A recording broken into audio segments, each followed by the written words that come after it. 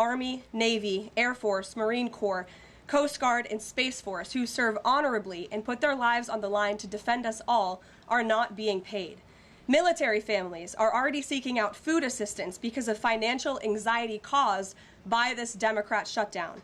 According to new reporting from the Military Times, staff members at the Armed Services YMCA food pantry distribution location near Fort Hood in Texas found a line of military families stretched around the side of the building yesterday at 5 in the morning. According to the staff who work there, that is, quote, not happened ever. They've already had a 34% increase this week over past weeks. President Trump and Republicans fundamentally believe we have a sacred responsibility to protect and provide for our military families with the resources they need to thrive. If Democrats believe in this very simple premise too, they should end this shutdown immediately. Unfortunately, the severe impacts of the Democrat shutdown extend beyond our troops. Nearly 7 million mothers, infants, and low-income families who rely on government-run food assistance will be in jeopardy if the WIC program runs out of money in the weeks ahead. The more than 13,000 air traffic controllers who ensure that Americans fly safely in airports across the country are currently working without pay.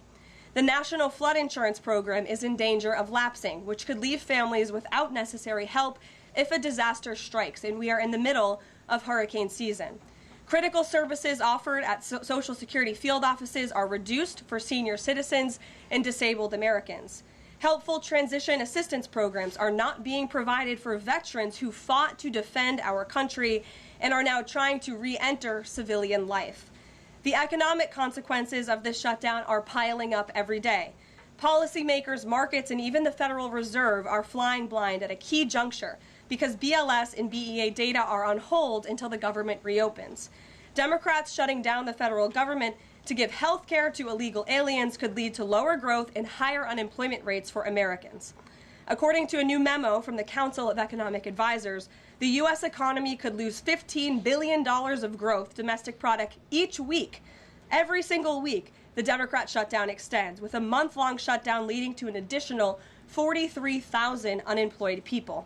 Small businesses are likely to encounter delays in receiving federal loans. Mortgage applications will likely shrink.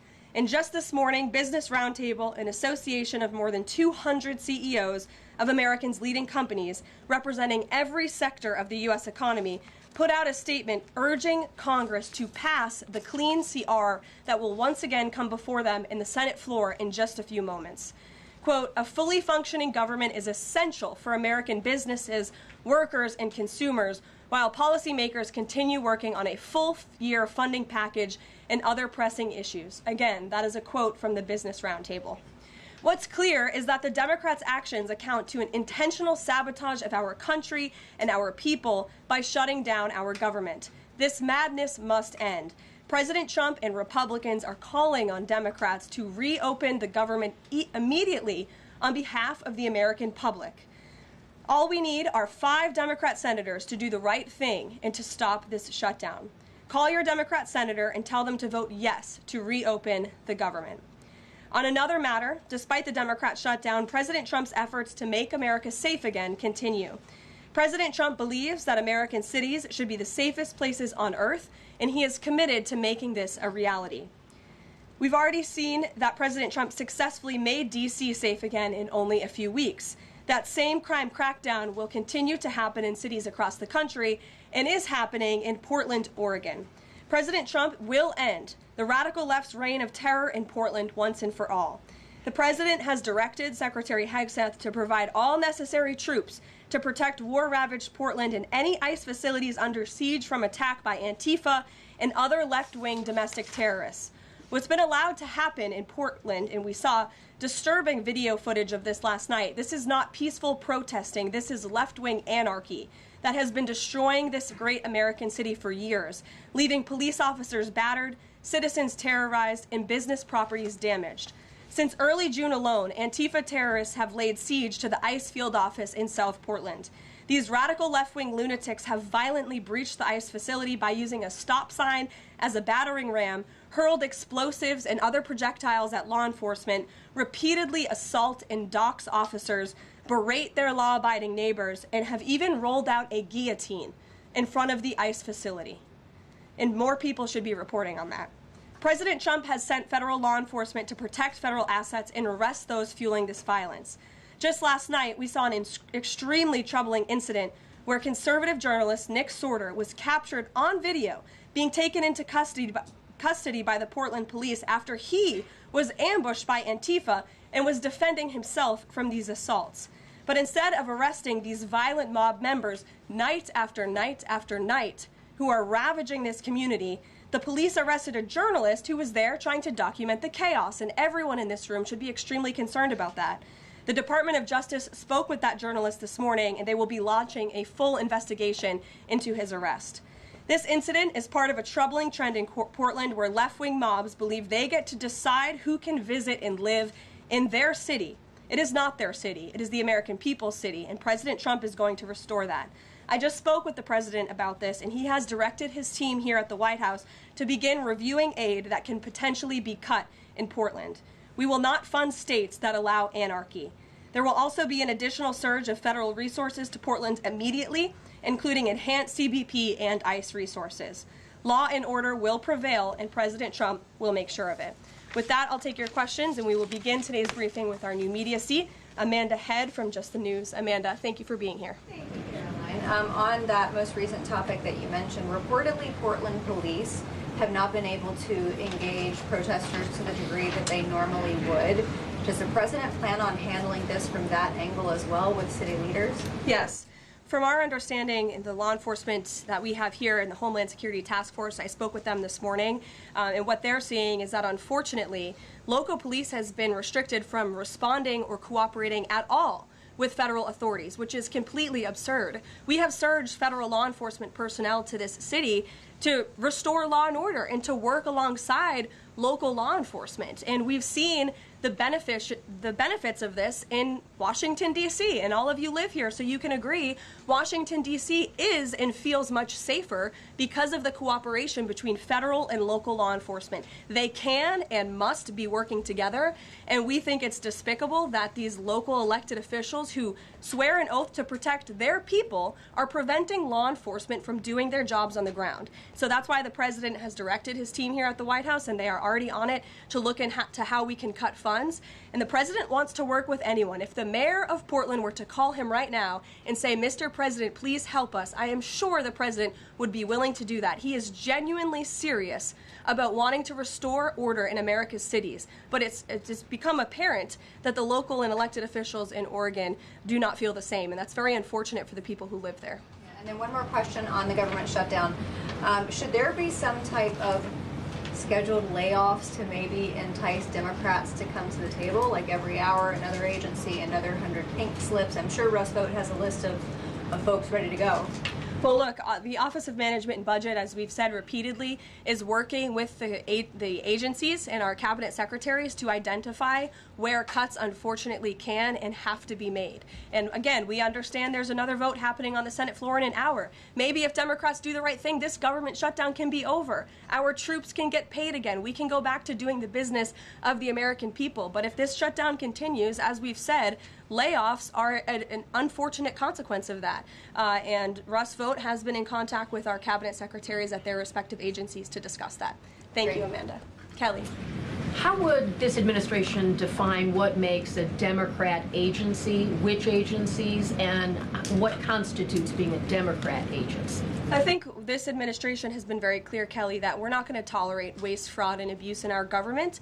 And we've also been very clear to point out when agencies or when programs do not align with this administration's values of putting our country first. You've seen that with USAID and in various other cases where there's been cuts made or funding has been slashed. And so, again, unfortunately, we're having to do a massive review of the bureaucracy to be good stewards of the American taxpayer dollar. And it's the Democrats who have forced the White House and the president into this position by voting to shut the government down. You've talked about thousands likely layoffs coming. Do you have an update on the timeline for that?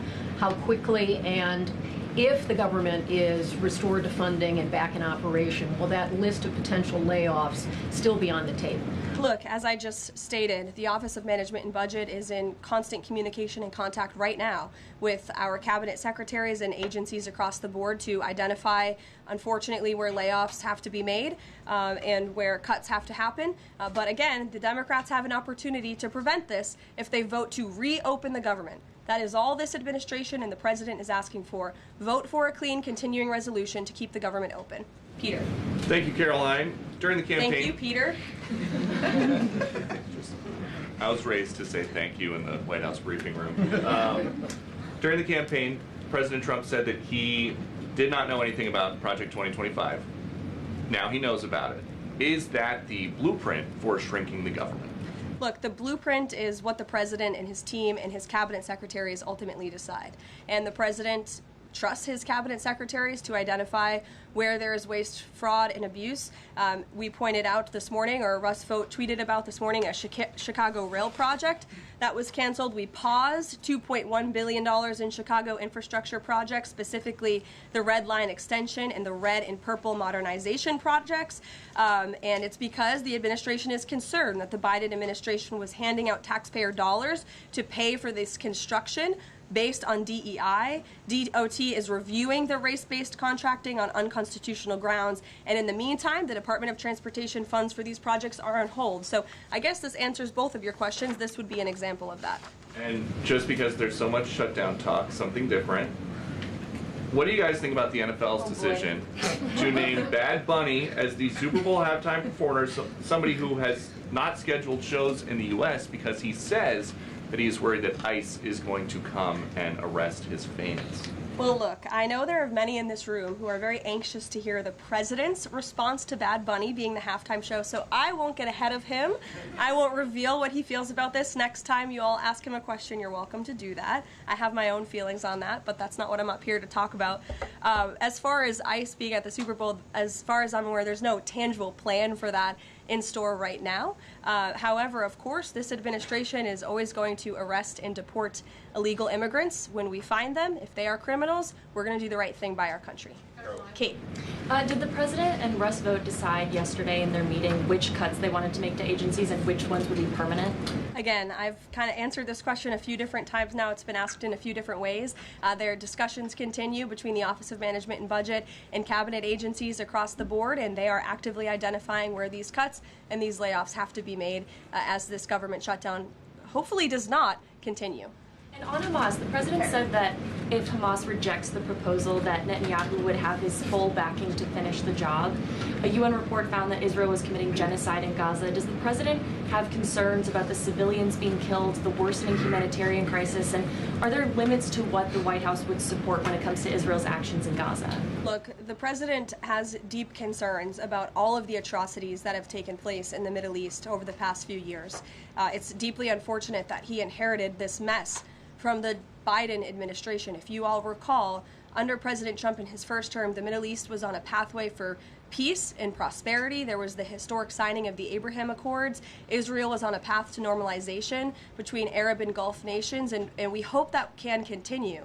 But right now, the president has made it very clear to Hamas that this is an acceptable and detailed proposal that they must accept, or the consequences are going to be very grave for them. And he has given them a deadline of Sunday evening at 6 p.m. When I was out here on Wednesday, I told all of you I'll leave it to the president to make that red line, and he now has. I think the entire world should hear the president of the United States loud and clear. And Hamas has an opportunity to accept this plan and to move forward in a peaceful and prosperous manner in the region. And if they don't, the consequences, unfortunately, are going to be very tragic. Michael. Thank you, Karoline. Has the president declared war on international drug cartels? And if so, or if he will, does he feel he needs congressional approval? As the White House has said many times, the president has directed these actions, these strikes against Venezuelan drug cartels and these boats, consistent with his responsibility to protect the United States interests abroad and in furtherance of the U.S. national security and foreign policy interests. This is pursuant to his constitutional authority as commander-in-chief and the chief executive to conduct foreign relations. In each of these cases, Michael, the vessels have been assessed by the U.S. intelligence community to be affiliated with designated terrorist organizations engaged at the time in trafficking illicit drugs to our country. The president has been very clear, dating back to the campaign trail, that he is always going to do what's in the best interest of the American homeland. And he also promised the American people he was going to end the drug epidemic that has taken far too many American lives. And you're seeing those actions play out almost every single day here. One last question on the shutdown, Karoline. Hakeem Jeffries has said that President Trump is in the Presidential Witness Protection Program since the shutdown has begun. What's the White House's reaction to that? That's just more ridiculous fodder from Hakeem Jeffries. As you all know, because you're here every day, the president is literally working around the clock right now. I think he has a swearing-in ceremony, or he already did. He has several meetings on the books today. He literally works 24/7. Anyone who works in this place or covers this place, as you all do, knows that to be true. And Hakeem Jeffries and the Senate Democrats should get back to work in a few minutes and vote to reopen the government. Emily. Thank you, Caroline. You spoke earlier about the energy and infrastructure projects that Director Vogt paused. Will the White House agree to restore that funding as part of a deal to end the shutdown? Well, I won't make any agreements here. Senate Republicans are talking with their colleagues on the Democrat side, but right now, Russ Vought is doing what he's been tasked to do in the midst of this government shutdown, which is to look at funds that need to be temporarily halted or need to be canceled. And Chicago is just another example of that. Caroline. Go to Libby in the back. Thank you, Caroline. I have two questions for you. One on the FDA, but first on the shutdown. Sure. Will the administration, if this government shutdown ends, still move forward with firing thousands of federal workers? Look, as I've said repeatedly, Libby, right now we want the government to be open. Layoffs are an unfortunate consequence of a government shutdown, and it's something the administration is examining. If the government is reopened, we're going to get back to doing what we were doing last week and the week before, working on the issues that the American people care about. And then on the FDA, they just approved that new abortion pill, and it's causing a lot of uproar among Republicans. What is the president's response to that, and does the administration plan to have that hold that FDA approval? Well, the Secretary of Health and Human Services, Bobby Kennedy, has put out several statements on this. The HHS's decision, it's not an endorsement of this drug by any means. They are just simply following the law. And as they put out in their statement, by law, the Secretary of Health and Human Services must approve a generic drug application if the application demonstrates the generic drug is the, quote, same as the brand name drug. Generic applicants are not required to submit independent evidence proving safety and effectiveness. As such, FDA's decision to approve a second generic version does not address the merits of the current safety program. HHS is reviewing adverse effects to ensure the FDA's required safety program for the drug is sufficient to protect women. This safety review equally applies to generic versions of this drug. So FDA and HHS are following the law. It's, again, not an endorsement of the drug itself. Mary. Thanks, Caroline. Two questions on the shutdown. You've argued that these impending layoffs are necessary to keep essential services up and running, but that has never been the case in any previous shutdown. Even when the government was shut down for 35 days in Trump's first term, you've never had to lay off thousands of workers to keep essential services up and running. So why are layoffs now necessary in this shutdown? Because we have an administration and we have a president who are wholeheartedly focused on restoring fiscal sanity to our government and doing the right thing by the American taxpayer. We are $37 trillion in debt, and the federal government is currently shut down. There is no more money coming into the federal government's coffers. And as you've also seen since the beginning, in January, this administration is focusing on waste, fraud, and abuse. And so Democrats have given this administration an unenviable choice to have to take a look at the balance sheet and identify where these cuts and layoffs can be made. And you just said this is an unenviable choice, that this is an unfortunate consequence, but the president has described this as an unprecedented opportunity to lay off additional workers. He's posted a video likening Russ Vought to the Grim Reaper. So which is this? Is this an opportunity to fire more workers or an unfortunate consequence? Look, the president likes to have a little fun every now and then, and I think both things can be true at the same time. The Democrats have given the administration this opportunity, and we don't like laying people off. Nobody takes joy in that around here, and if you think that, then I think that's very sad. You view the White House and our staff as wanting to put people out of work. Nobody wants to do that, but sometimes in government you have to make tough decisions. Carrie. Going back to Portland, as far as the city council there is concerned, they appear to be very sympathetic towards the protesters over at the ICE facility. Is the White House considering invoking the Insurrection Act over in Portland? Is that something they are considering also as far as the Portland City Council is concerned? Are they looking at the members there who are appear to be helping out the protesters as far as suggesting to get burner phones, et cetera, et cetera? That's not something I've heard that's under consideration or discussion at this time. Caroline. Who's ever yelling in the back? Go ahead. Me. Sure. Thank you. Bianca Gracia here, and I have a question. This week, the Democrats have chosen illegals over hard-working Hispanic Americans during Hispanic Heritage Month, causing the White House to cancel the celebration with the president. Is the president open to letting the Hispanics, who overwhelmingly voted for him, have their own siesta fiesta in the White House lawn opposed to the fancy, we don't need fancy schmancy, right? You can give us the backyard and we'll fill it all in and have in our own fiesta. Is the president open to that? I had no idea she was going to ask that question. I just want to preface that. I've never met you. I just want to say that, but welcome to the briefing room. I love your energy. I can't personally unilaterally promise the South Lawn grounds. We have some construction going on out there, but I know that everyone here views it as very unfortunate we had to cancel or hopefully just reschedule the Hispanic American Heritage Month event, and it's because we are working around the clock during this government shutdown. When the Democrats vote to reopen the government, that event will be back in the planning stages. You're welcome. Brian, go ahead. Very much. Welcome to the briefing room, by the way. I was with the Secretary of War and the Attorney General in Memphis just the other day as we were going to a command center, and I noticed a billboard along the highway that said, "Memphis welcomes the National Guard." Now, what is your message today to Democrat mayors watching us right now that suffer from TDS and they cannot get Trump out of the way to saving their city, Portland being one of them? They should do the right thing by their citizens, Brian. They should call the president, they should call the White House and say, we want to work with you. And in Memphis, we are seeing some cooperation. As you saw from that billboard, the people of Memphis are loving this, and they are very grateful for the federal government's efforts. And federal law enforcement is there. We're working alongside local law enforcement. We'd like to see it ramped up a little bit because we want to make progress, and we want to arrest as many bad criminals as we can. Since Monday, I do have some updated statistics from the Homeland Security Council this morning. Since Monday, 153 arrests have been made in Memphis, including 5 gang members. 48 illegal guns have been seized, and 5 missing children have already been recovered.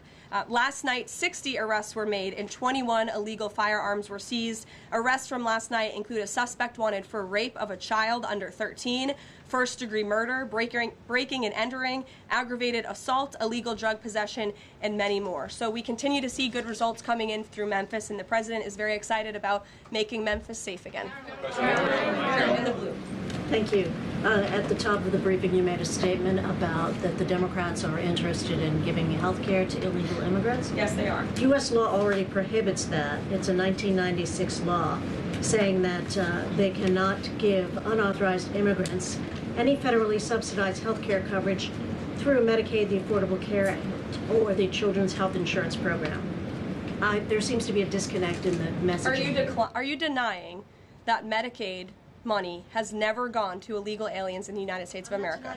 I'm asking you if you can explain the disconnect in the messaging. I most certainly can. The Democrats' proposal, their continuing resolution, let me just reiterate, the Republicans' continuing resolution was a clean continuing resolution. There was no partisan politics injected into it. There were no conservative wish lists injected to it. What the Republicans want, and still want to this very second, is a clean continuing resolution to fund the United States government.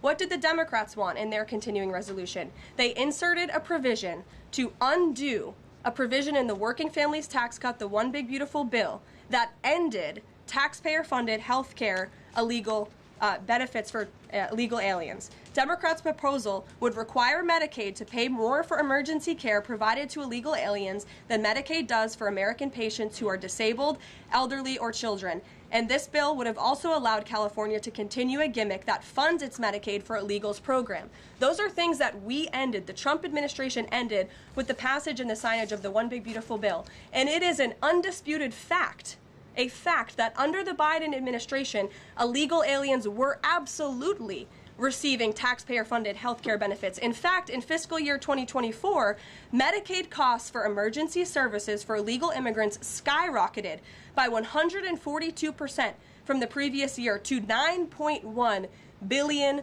That's $9.1 billion taxpayer dollars that were going to emergency services for illegals. Between President Trump's last full fiscal year under his first administration and Joe Biden's last full fiscal year, Medicaid spending on emergency services for illegal immigrants nearly tripled. There was an increase of 196% between 2020 and 2024. And I have a chart here for you, and I'm more than happy to email it to you. I'd also like to add, because some were asking dishonest questions yesterday about emergency rooms. In Southern California, according to healthcare professionals in 2023, under the Biden administration, Southern California's, quote, entire healthcare system was being bombarded with illegal immigrants and forcing American patients to endure longer wait times. In Denver, Colorado, the CEO of Denver Health stated that 8,000 illegal immigrants made 20,000 visits to the city's health system in 2023, leaving an uncompensated bill totaling over $10 million.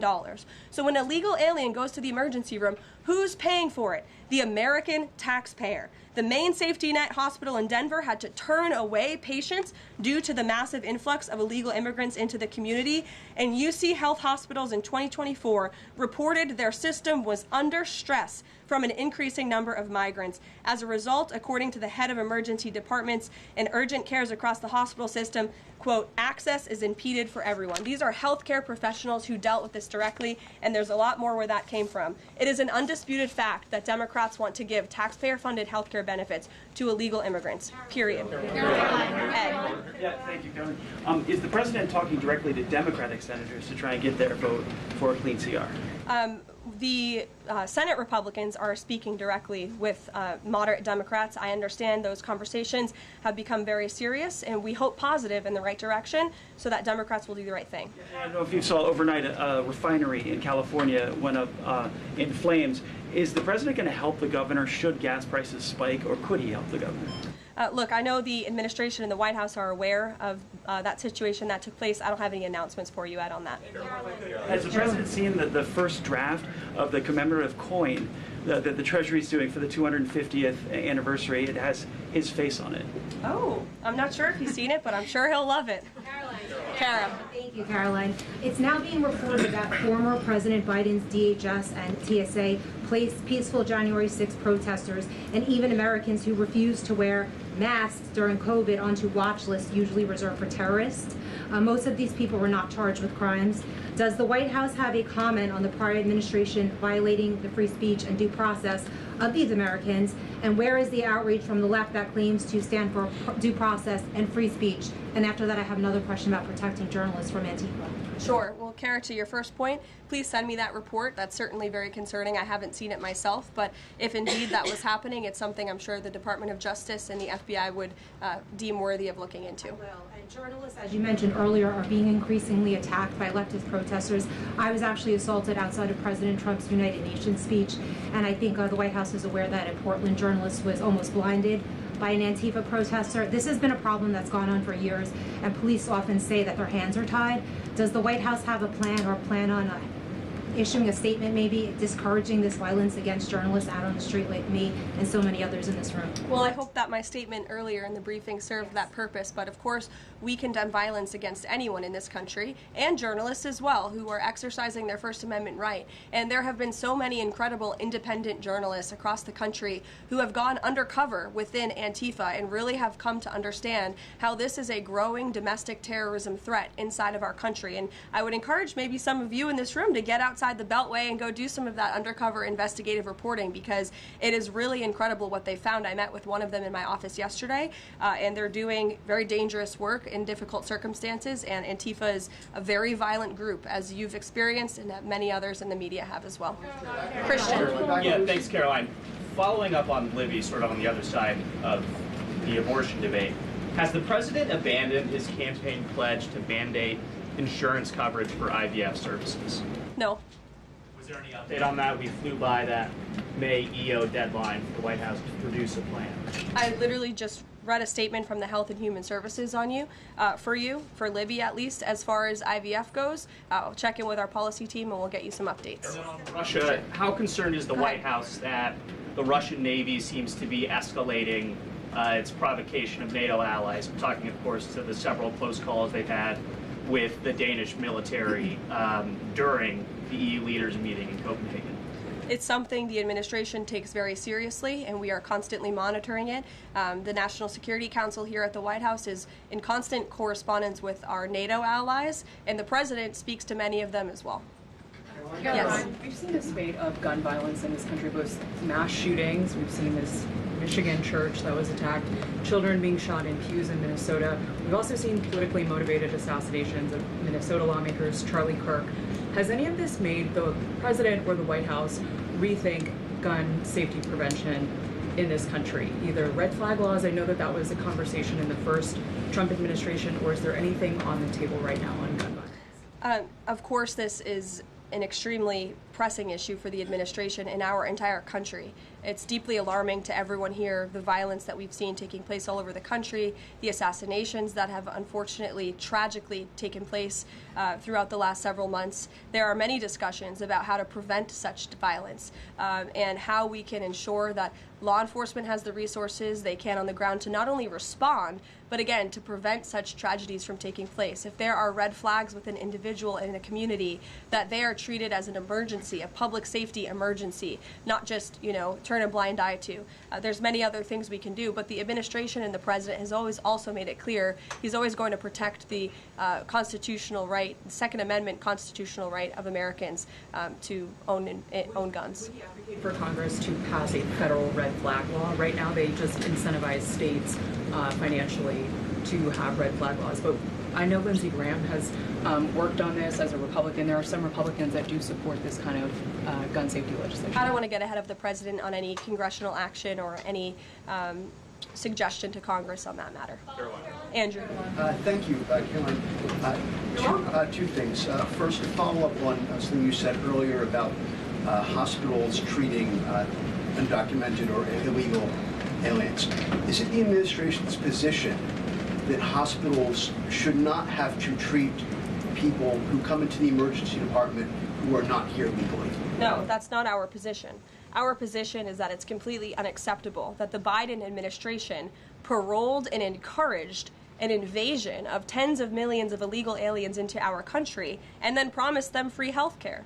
And the Democrats are on the record repeatedly stating that they believe illegal aliens should have health care benefits, free health care benefits in the United States of America. So that is a recipe for a disaster. Of course you're going to encourage a mass illegal invasion of our country, which is exactly what happened. And we've seen the unfortunate consequence of that, where American patients are being put last, where American patients are having to wait in wait rooms, where grandmothers and grandfathers are waiting hours and hours for care because they're being put behind the line to illegal aliens. And we don't agree with that. We don't support that. That's why the administration is desperately trying to fix it and deport the tens of millions of illegal aliens that the Democrats and the Biden administration allowed into our country. And we'd love to continue doing that work so long as the federal government is reopened. And there are many federal law enforcement agents and officers right now who are working without pay. That's unacceptable. The Democrats need to reopen the United States government, and we hope that they will do the right thing on the Senate floor in just a few moments. Thank you, everyone.